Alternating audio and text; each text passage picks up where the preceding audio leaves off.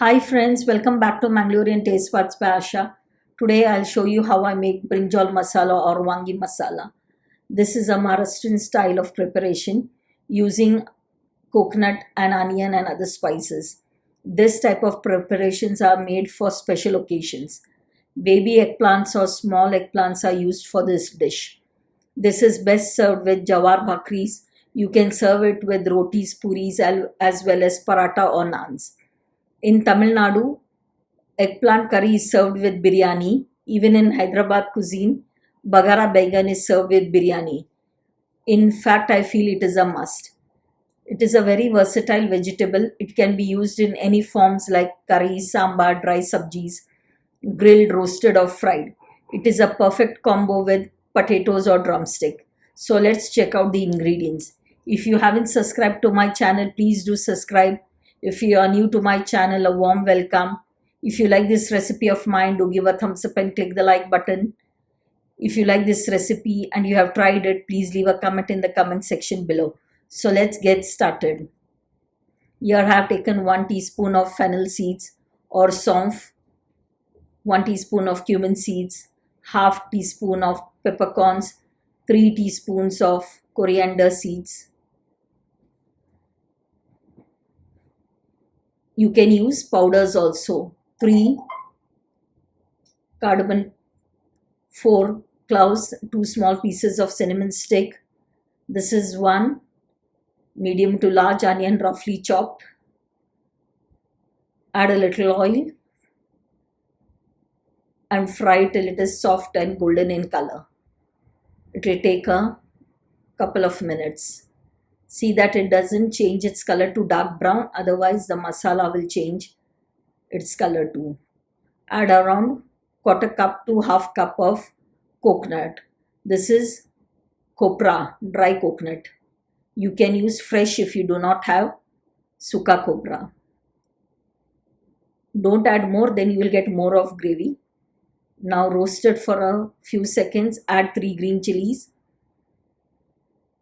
1-inch piece of ginger, around 7-8 garlic cloves. Give it a nice good mix and see that you fry till you get a nice aroma of the coconut and onions. It takes a couple of minutes. Once cool, then you can add the dry spices. If you do not want to add the whole masala, you can use garam masala powder and coriander seeds powder and cumin seeds powder.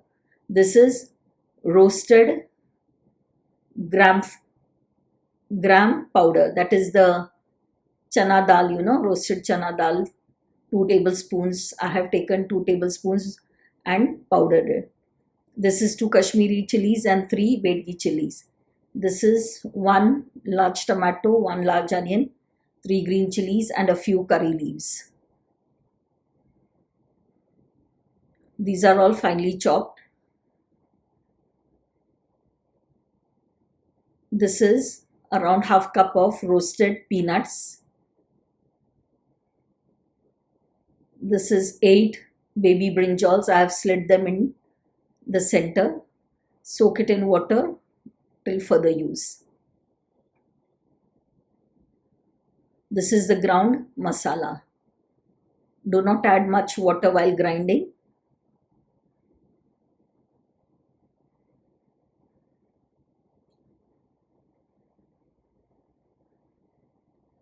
Add oil in a pan as required.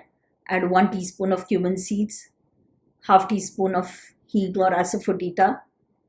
Give it a nice good mix. Then add the chopped onions and green chilies. Now fry till the onions are nice and soft. Add the curry leaves.